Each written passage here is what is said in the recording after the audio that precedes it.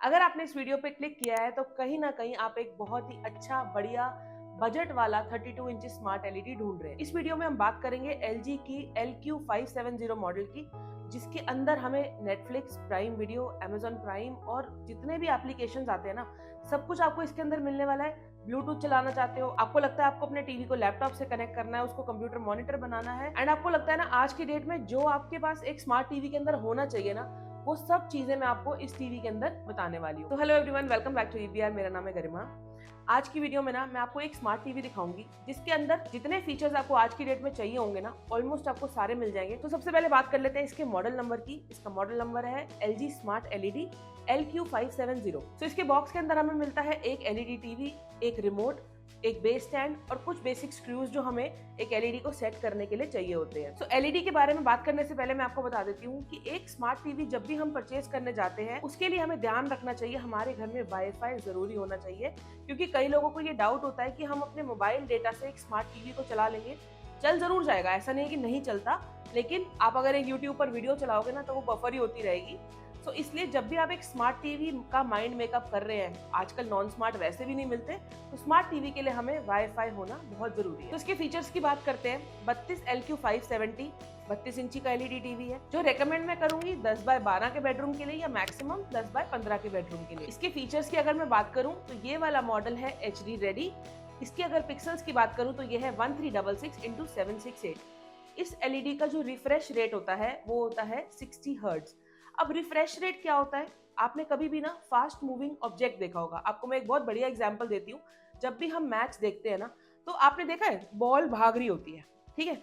जितनी ball reality में fast भागती है, उतनी हमारे टीवी में उतनी क्लैरिटी से आपको नहीं दिखेगी। जितने हर्ट्ज हमारे टीवी में ज्यादा होंगे, उतनी पिक्चर की क्वालिटी, मतलब फास्ट मूविंग पिक्चर की क्वालिटी हमें ज्यादा अच्छी मिलेगी, नेचुरल सी मिलेगी। तो व्यूइंग एंगल इस एलईडी में हमें 178 डिग्री तक मिलता है। नॉर्मली 140 145 डिग्री तक आते हैं ब्रांड के अंदर, लेकिन इसके अंदर 178 डिग्री आता है।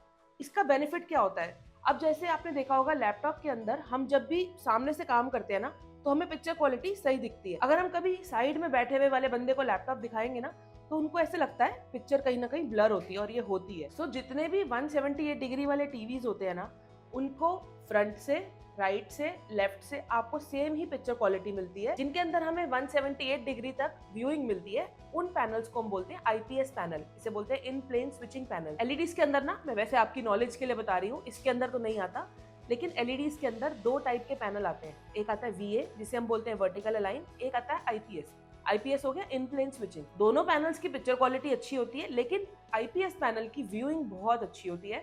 आपको राइट लेफ्ट ऐसा नहीं है, लड़ाई नहीं होगी घर में कि मैं तो टीवी के सामने बैठ के देखूंगा। तो जैसे कि ये स्मार्ट टीवी है, तो इसके अंदर एक ऑपरेटिंग सिस्टम होता है। तो LG जो यूज करता है वो WebOS यूज करता है, और इस मॉडल के अंदर ना WebOS जो लगा हुआ है वो AI वाला लगा हुआ है।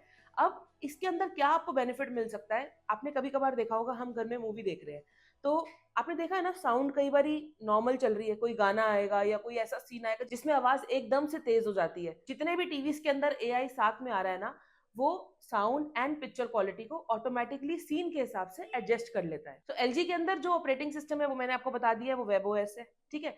अब इसके अंदर LG के अंदर आप थर्ड पार्टी एप्लीकेशंस डाउनलोड नहीं कर सकते। जैसे आपने देखा होगा आईफोन के अंदर भी हम कोई ऐसी एप्लीकेशंस होती हैं, जब हम डाउनलोड करते हैं ना, तो उसमें एरर आ जाता है कि ये थर्ड पार्टी एप्लीकेशन है। तो इसके अंदर भी आप वो चीज नहीं कर सकते हो। लेकिन आपको मैं बताऊं, इसके अंदर जितनी भी एप्लीकेशंस हमें बेसिक चाहिए होती हैं, LG ने ना अपना एक कंटेंट स्टोर बनाया हुआ है जिसके अंदर काफी सारी एप्लीकेशंस है। आपने देखा होगा एंड्रॉइड के अंदर क्या होता है, प्ले स्टोर होता है, और एप्पल के अंदर क्या होता है, ऐप स्टोर होता है। तो इस तरीके से LG ने ना अपने टीवी के लिए कंटेंट स्टोर बनाया हुआ है, तो उसके अंदर ना काफी सारी एप्लीकेशंस है, और मुझे नहीं लगता कि उससे ज्यादा आपको एप्लीकेशंस अपने टीवी के अंदर रिक्वायरमेंट होगी। सो दो एप्लीकेशंस ऐसी हैं जो इस टीवी के अंदर नहीं चलेंगी। पहली है नेट मिरर और दूसरी है पिकासो। ये दो एग्जाम्पल्स मैंने आपको दे दिए। बाकी अगर आप ये टीवी लेना चाहोगे तो, और कोई एप्लीकेशन चलाना चाहोगे, तो आप मुझे कमेंट करके मेरे से पूछ लेना, मैं आपको बता दूं। तो एप्लीकेशन के बाद बात करते हैं पिक्चर क्वालिटी की। पिक्चर क्वालिटी जैसे कि मैंने आपको बताया था, IPS पैनल के साथ आता है, HD रेडी है। 32 इंची के अंदर HD रेडी सफिशियंट है, आपको ये कंफ्यूज होने की जरूरत नहीं है कि फुल HD लेना है हमने 32 इंची में। बहुत लिमिटेड एक आधा ही कोई ब्रांड फुल एचडी बनाता है, लेकिन फुल एचडी 32 इंची में रिक्वायरमेंट नहीं है। तो इस टीवी की अगर साउंड की बात करूं तो इसके अंदर 10 वॉट साउंड मिलते हैं। स्टीरियो स्पीकर्स इसके अंदर लगे हुए, 10 वॉट्स एक बेडरूम के हिसाब से सफिशिएंट है।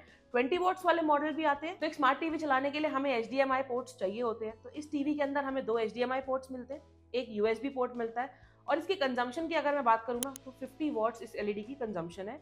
1 ईयर वारंटी अभी हमें कंपनी से इसकी मिल रही है। और इस टीवी के अंदर हमें ब्लूटूथ भी साथ में मिलता है। मतलब इस प्राइस में ब्लूटूथ बहुत कम ब्रांड्स के अंदर आता है। लोकल टीवीज तो दे रहे हैं आजकल, 8-10 हज़ार में आपको बहुत लोकल टीवीज मिल जाते हैं, लेकिन इसके अंदर आप अपने फोन से गाने चला सकते हो, ब्लूटूथ से कनेक्ट कर सकते हो, होम थिएटर्स को ब्लूटूथ से कनेक्ट कर सकते हो, और आप चाहो तो इसके अंदर स्क्रीन मिररिंग भी कर सकते हो। सो गाइज, ये था LQ570 LG का टीवी। जब भी आप गूगल पे ये टीवी सर्च करोगे ना, आपको ये मॉडल तो दिखेगा ही, लेकिन सेम स्पेसिफिकेशंस के अंदर ना आपको LQ560 और LQ563 भी दिखेगा।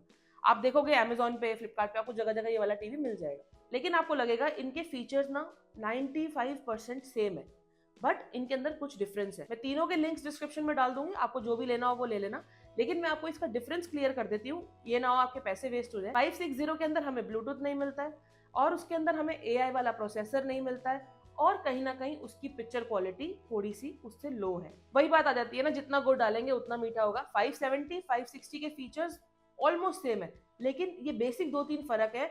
तो अगर 1000-2000 का फर्क हो तो मैं आपको रिकमेंड करूंगी कि 1000-2000 का डिफरेंस मत बचाना, क्योंकि ब्लूटूथ और AI बहुत काम आने वाली चीज है। तो सारे एलईडी टीवीज ना विद रिमोट आते हैं, ये आपको पता है। एलजी के अंदर ना मैजिक रिमोट आता है, आपने सबने देखा होगा या सुना भी होगा कि उसके अंदर कर्सर वाला रिमोट आता है, जैसे हम अपना माउस चलाते हैं ना, उस तरीके से एलजी के अंदर रिमोट आता है। लेकिन ये एक बेसिक स्मार्ट टीवी है काफी सारे फीचर्स के साथ। सो अगर आपको लगता है कि मैजिक रिमोट को आप इग्नोर कर दो, तो आंख बंद करके ये वाला टीवी ले लेना। अगर मैजिक रिमोट आपने देखना है तो उसके लिए आपको नेक्स्ट वीडियो देखनी है, जिसकी वीडियो मैं इस वीडियो के बाद लेकर आऊंगी। वो है LR सीरीज, एलजी की और लेटेस्ट सीरीज आई है, उसके अंदर आपको मैजिक रिमोट भी मिल जाएगा और थोड़ी सी साउंड क्वालिटी और बेटर हो जाएगी। तो चलो अब इसके प्राइस की बात कर लेते हैं। इसकी MRP है 21,990 रुपए, और इसका बेस्ट प्राइस जो चल रहा है वो है 15,990 रुपए। तो चलिए इस वीडियो को यहीं पर ही एंड करते हैं। वीडियो थोड़ी सी भी पसंद आई हो तो प्लीज चैनल को सब्सक्राइब कर देना, लाइक भी कर देना, बेल आइकन प्रेस कर देना, कोई भी नई वीडियो आए तो आपको नोटिफिकेशन मिल जाए। तो मिलते हैं नेक्स्ट वीडियो में, टिल देन गुड बाय।